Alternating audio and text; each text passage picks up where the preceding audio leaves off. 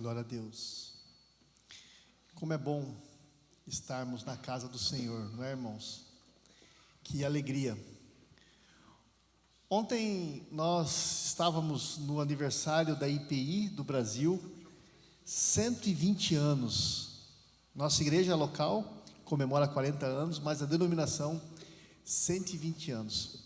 E uma coisa que me chamou a atenção foi que o pastor Matias, que é o decano do nosso presbitério, ele, quando trouxe a palavra no aniversário da igreja de 120 anos, ele pegou o texto de Efésios e ele fez uma exegese do texto. Ele não cedeu à tentação de falar sobre a agenda, né, dos 120 anos da IPI, mas ele pregou a palavra e usou dessa palavra para falar, trazer motivação para a nossa igreja, nossa denominação, 120 anos. E eu fico feliz, meus irmãos, porque eu tenho procurado também não cair na agenda, né, de fazer pregações temáticas a respeito de Dia dos Pais, Dia das Mães, Dia do Natal. Eu procuro expor a palavra de Deus, porque eu creio no meu coração, assim como o pastor Matias também crê, que a palavra, ela é poderosa para libertar e trazer vida. É ela que traz a vida. Ok? E nós vamos dar sequência, então, na nossa continuidade da oração sacerdotal, que iniciamos domingo passado, que ficamos apenas no versículo 1, vocês lembram? E hoje eu quero dar continuidade, então, nos demais versículos. Eu convido você, então, a abrir o livro de João, capítulo 17, aonde leremos do versículo 1 ao 5. João, capítulo 17.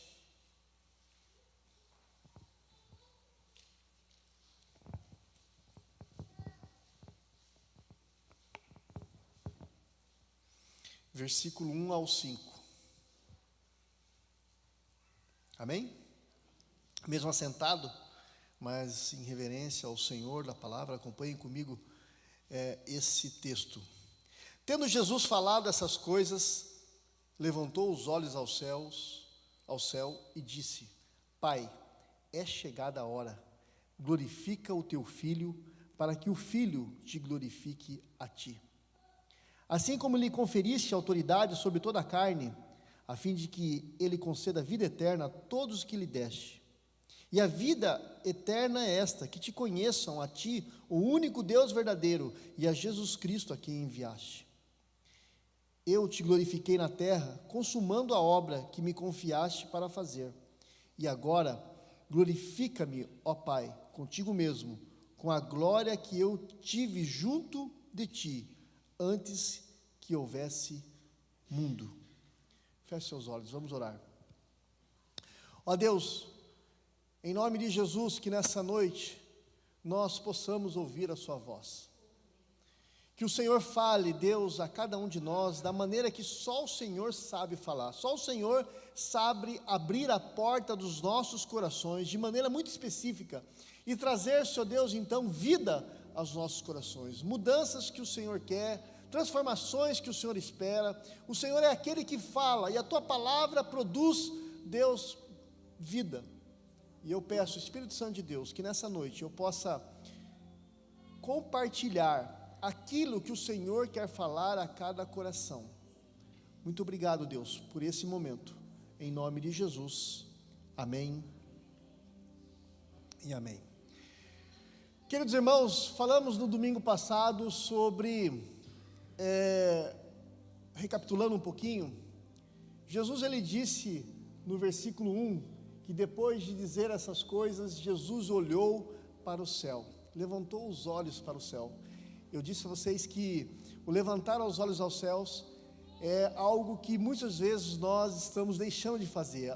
O dia a dia, a vida corrida, tantas coisas, tantas decisões, muitas vezes fazem nós olharmos para baixo e esquecermos de olhar para aquele que é o autor e consumador da nossa vida, aquele que tem poder de mudar todas as coisas. Nós precisamos levantar nossos olhos aos céus, que é também uma atitude, uma postura de humildade, uma postura de reconhecimento que há alguém lá em cima, maior do que nós, que está vendo as nossas dores, as nossas lutas, e é a Ele que nós podemos recorrer. Levantar os olhos aos céus é algo que nós precisamos nos dias de hoje. Também nós falamos, queridos irmãos, que Jesus, Ele disse: Pai, é chegada a hora. O propósito para qual Jesus foi criado, o propósito para qual Jesus veio à terra em forma humana, havia-se então chegado. Ele haveria de morrer naquela cruz.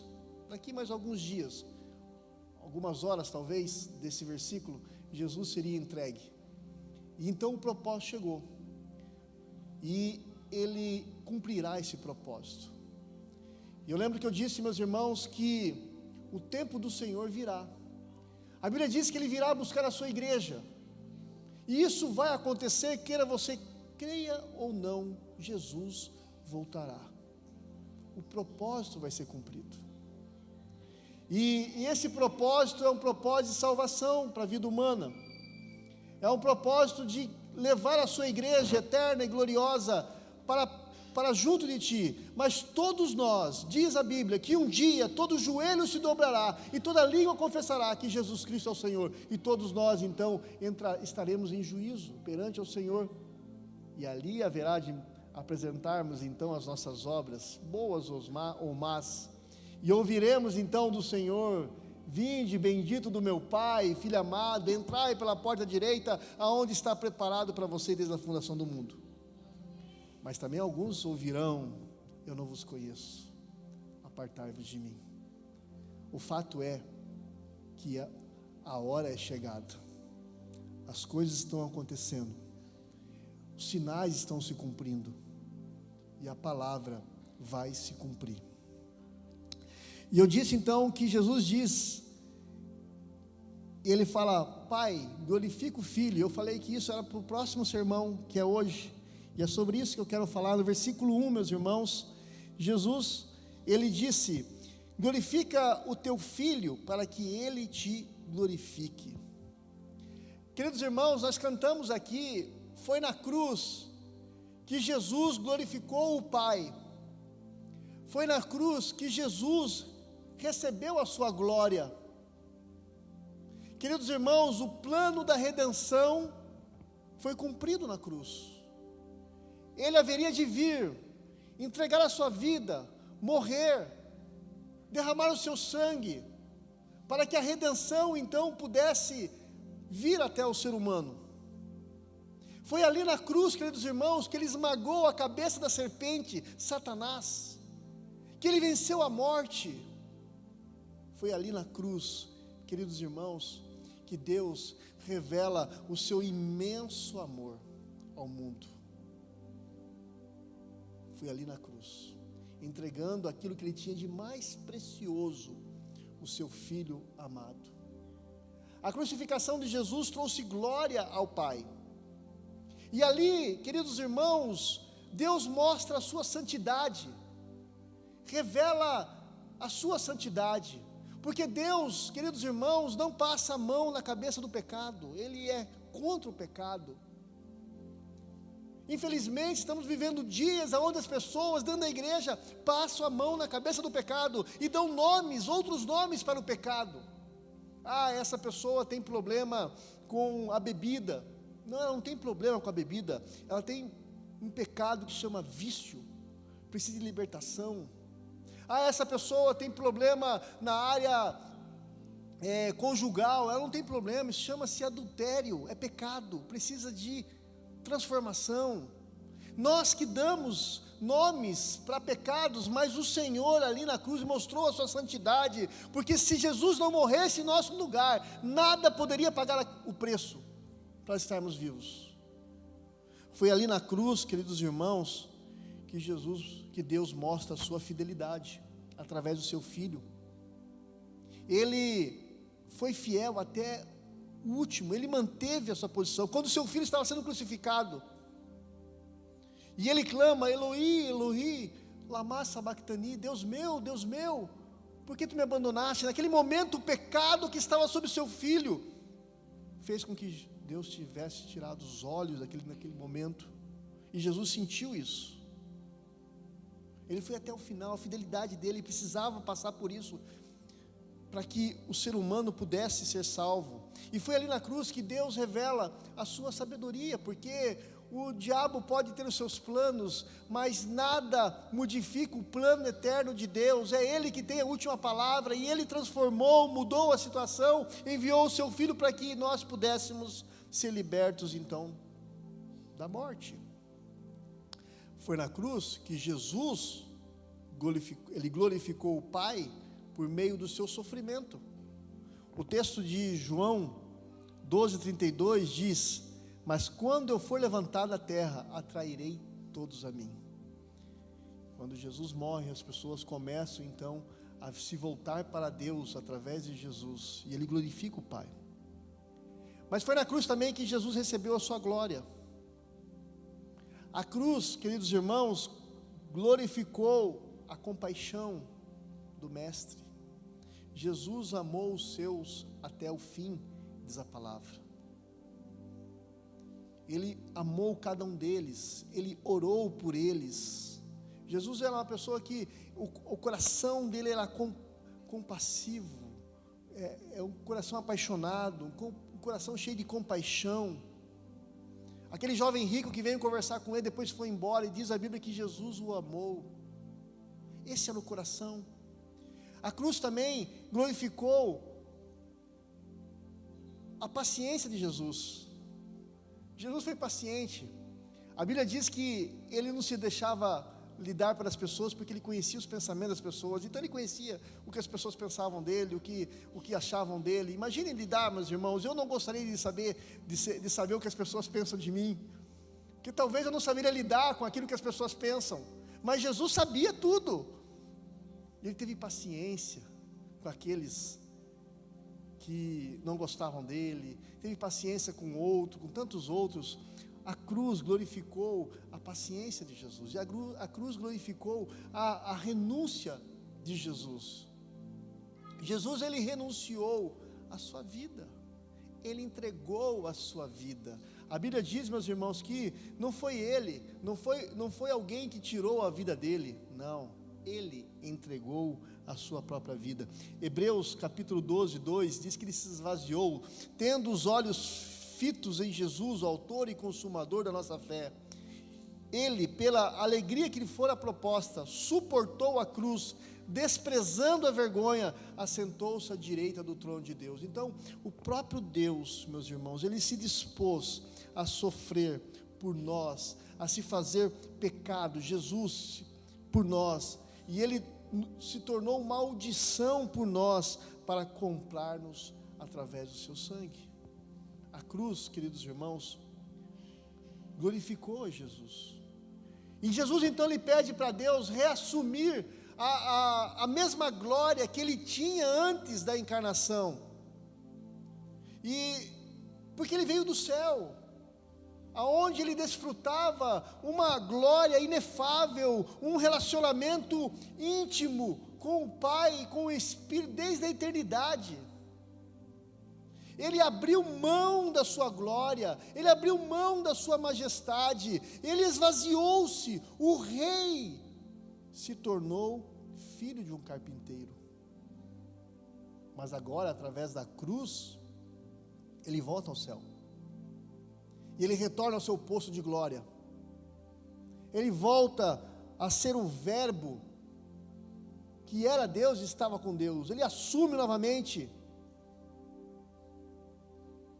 o seu legado, a sua vida. E eu fiquei pensando, às vezes Jesus recebeu ali a sua recompensa, ele pede isso ao Pai.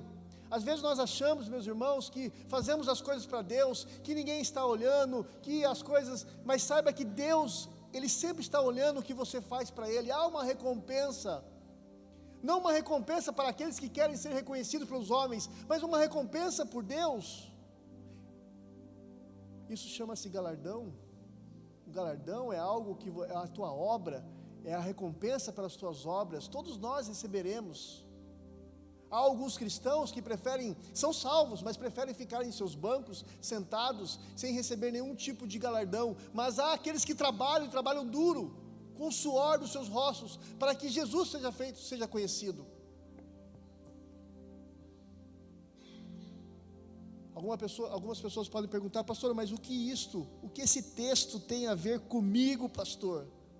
Tem tudo, porque esse texto, meus irmãos, essa perícope que eu tirei aqui desse João 17, fala da salvação, fala da vida eterna. O versículo 2 aqui, acompanhem comigo, diz assim, assim como Ele conferisse autoridade sobre toda a carne, a fim de que Ele conceda vida eterna a todos que lhe deste. A vida eterna, meus irmãos, é uma dádiva do Pai, oferecida pelo Filho.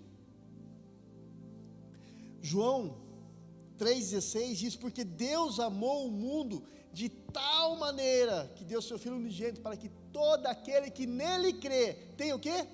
A vida eterna. Vem do Pai para nós. Havia sido prometido, 1 João 2,25, e esta é a promessa que Ele nos fez, a vida eterna. Todo aquele que nele crê tem a vida eterna. 1 João capítulo 5, versículo 11 a 13 diz: e este é o testemunho, Deus nos deu a vida eterna, e essa vida está em seu Filho. Quem tem o Filho, tem a vida. Quem não tem o Filho de Deus, não tem a vida. Escrevi-lhe essas coisas a vocês que creem no nome do Filho de Deus, para que vocês saibam que tem a vida eterna. Não há outro caminho, meus irmãos, só há um caminho, e esse caminho é Cristo. Não adianta vocês correr atrás de outras situações.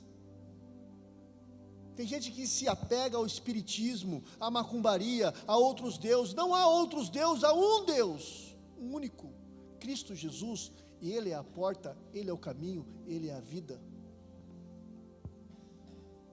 Diz aqui o texto que quem nele crê não entra em juízo, mas passou da morte para a vida. Sabe por quê? Porque não há vida eterna fora de Cristo. Só Ele, queridos irmãos, nos conduz a Deus. Ele é a ponte que faz com que o abismo, que as pessoas possam passar pelo abismo. João 6,68, Pedro, respondendo a Jesus, diz: Senhor, para onde iremos, se só Tu tens as palavras da vida eterna? Só Ele é o caminho. Só Ele nos reconcilia com Deus. Só Ele é a porta do céu, que diz a palavra. João 14,6 diz: respondeu Jesus: eu sou o caminho, a verdade e a vida. Ninguém vai ao Pai senão por mim. O que isso tem a ver comigo? Absolutamente tudo, queridos irmãos, porque diz respeito à sua salvação, à vida eterna. Se você tem colocado as suas expectativas, a sua confiança em outro lugar, eu quero dizer para você que você está cometendo um grande erro. Versículo 3: e a vida eterna é esta, que te conheçam a ti, o único Deus verdadeiro, e a Jesus Cristo, a quem enviaste. O que é a vida eterna? O próprio Senhor responde. A vida eterna, queridos irmãos, ela é mais do que um tempo interminável. Não é uma vida que jamais acaba, como muitos pensam. Perceba que a afirmação de Jesus, Ele diz que vida eterna não é apenas uma experiência futura, mas é algo presente.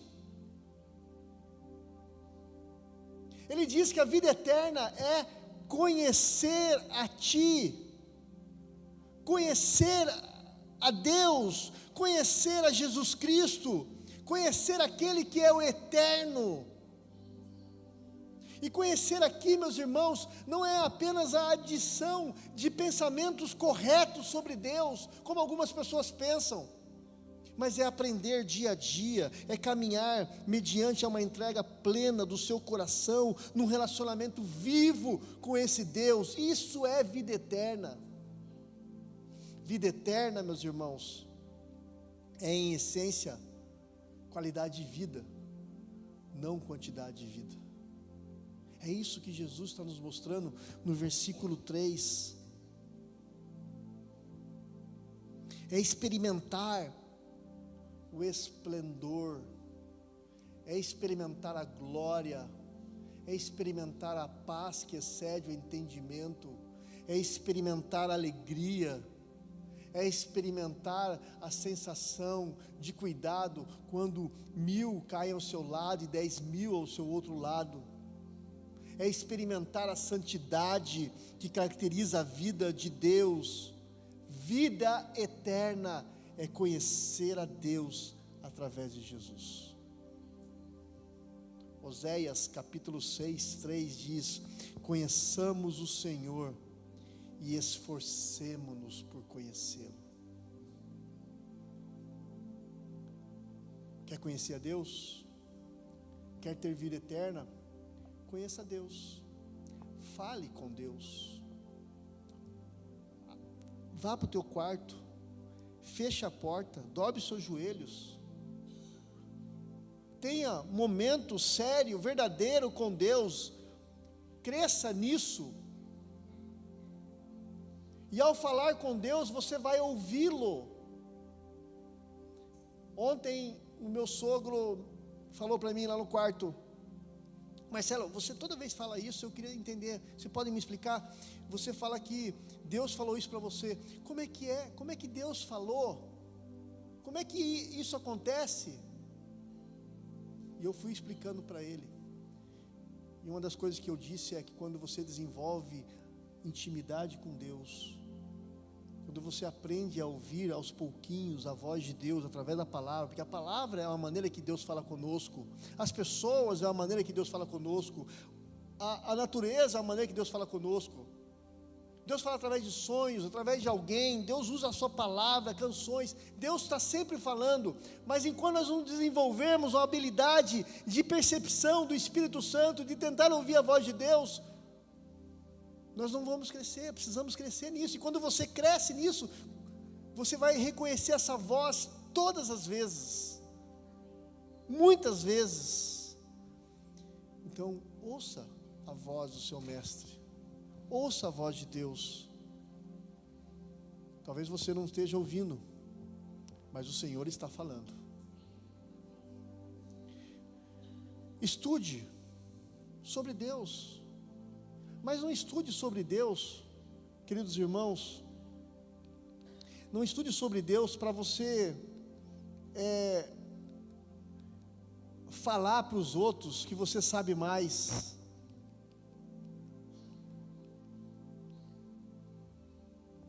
Estude para você reconhecer Deus nas Escrituras, porque é as palavras aqui que você encontra a vida eterna.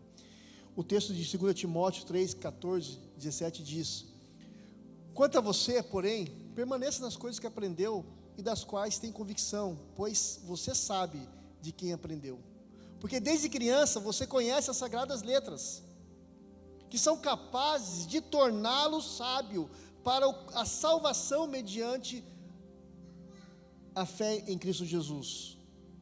Toda a Escritura, ela é inspirada por Deus e útil para o ensino, para a repreensão, para a correção, para a instrução da justiça, para que o homem de Deus seja apto e plenamente preparado para toda boa obra. Estude. Nós estamos vivendo tempos onde há um analfabetismo bíblico. As pessoas não pegam suas Bíblias para ler, se contentam com TikTok, com vídeos rapidamente de versículos e acham que isso alimenta. Isso não alimenta. isso não alimenta. Abre a sua Bíblia, estude, coloca na mesa, pega um lápis, começa a ler, escrever, faça pergunta para elas, espera o Espírito Santo responder. Isso sim é uma vida séria, verdadeira com Deus. O resto é brincadeira. Quer ter vida eterna? Fale com Deus, ouça Deus, estude a Deus e viva em comunidade. Porque é aqui, no seio da igreja, que nós aprendemos a amar as pessoas difíceis. É aqui no seio da igreja que nós aprendemos um com o outro. É aqui no seio da igreja que nós reconhecemos que somos pecadores, todos iguais, e precisamos um dos outros. Agora estamos vivendo um tempo onde as pessoas acham que podem cultuar a Deus em casa. Lendo engano. Isso é uma mentira, porque a comunidade, queridos irmãos, nos fortalece. Hebreus 10, 25 diz, olha, o autor de Hebreus dizendo, não deixemos de nos reunirmos como igreja, segundo o costume de alguns, mas encorajando-nos uns aos outros, ainda mais quando vocês veem que se aproxima o dia. É a história, queridos irmãos, do carvãozinho. Um dia uma pessoa parou de ir para a igreja, estava chateada com alguma coisa.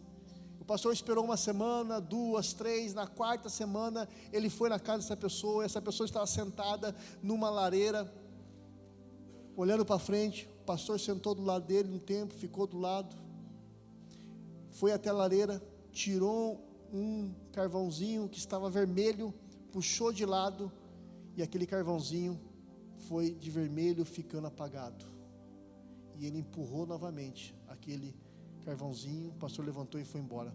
No outro domingo, esse rapaz estava lá dizendo, pastor, eu entendi a mensagem. Juntos nós somos mais fortes. Juntos nós nos completamos. Isso é comunidade. Isso é vida com Deus. Isso é vida eterna. É já, é agora. Versículo 4, já estou encerrando. E eu te glorifiquei na terra, consumando a obra que me confiaste a fazer. Completando a obra de que me deste para fazer. Meus irmãos, a salvação é uma obra consumada. A salvação é uma obra consumada. Já está feita. Ela não é um caminho que nós abrimos da terra para o céu, mas é um caminho que Deus abriu do céu para a terra. Quando o véu se rasgou, ele se rasgou no templo de cima para baixo, para mostrar que não é por força humana, mas é pela graça, pela fé. Infelizmente, muitos cristãos não têm certeza da salvação.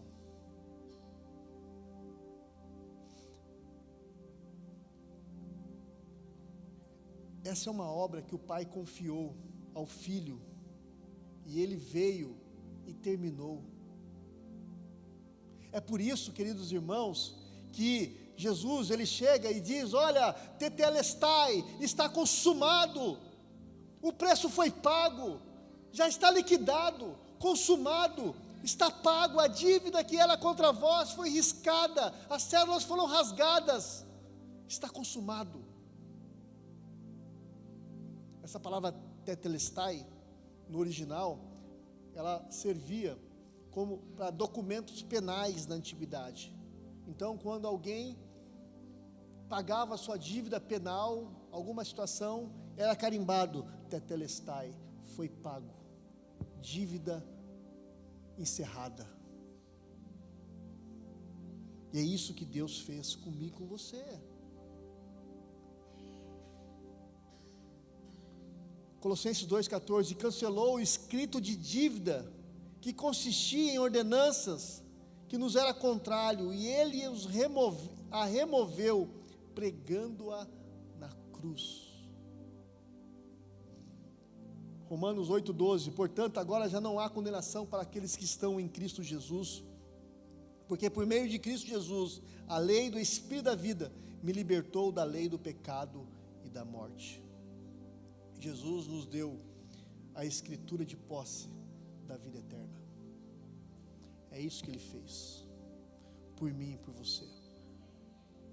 Mas há uma confusão tão grande no seio da igreja, que as pessoas elas acham que tem que fazer por merecer. Uma hora Deus ama ela, outra hora Deus não ama mais.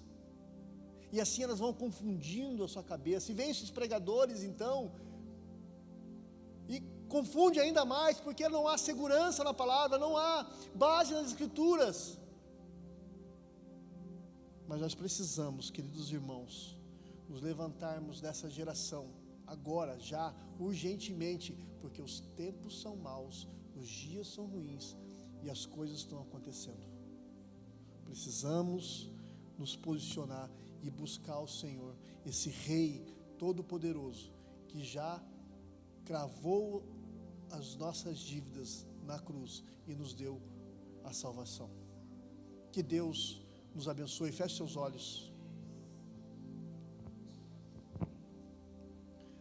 Senhor Deus, eu quero orar nessa noite pela vida, Senhor, de cada um dos meus irmãos que estão aqui, que ouviram essa palavra, que receberam no seu coração a Tua palavra. Senhor, que o Senhor transforme, que essa palavra seja algo poderoso para fazer com que esse irmão, essa irmã se posicione, que saia, Senhor Deus, da inércia e se mexa e cresça no Senhor, ó Pai, e viva o melhor, ó Pai, do Senhor na vida deles, que eles possam contemplar hoje, agora, no presente, a vida eterna, Senhor Deus, em nome do Senhor Jesus Cristo, ó Pai. Que o Senhor nos ajude, ó Pai, para a glória do Teu nome, Senhor Deus, sermos uma igreja fiel. 40 anos, o Senhor plantou-nos aqui, queremos ser fiel, Senhor, não queremos ser badalados, não queremos, ó Pai, ser uma igreja que vem influenciar pela política, não queremos, ó Pai, ser uma igreja, Senhor Deus, que venha, Senhor Deus, ser reconhecida nas redes sociais. Queremos ser uma igreja que viva a verdade, aonde o irmão e a irmã que aqui está, possa, Senhor Deus, viver a vida eterna agora. Ajuda-nos, ó Pai, em nome do Senhor Jesus. Amém e amém.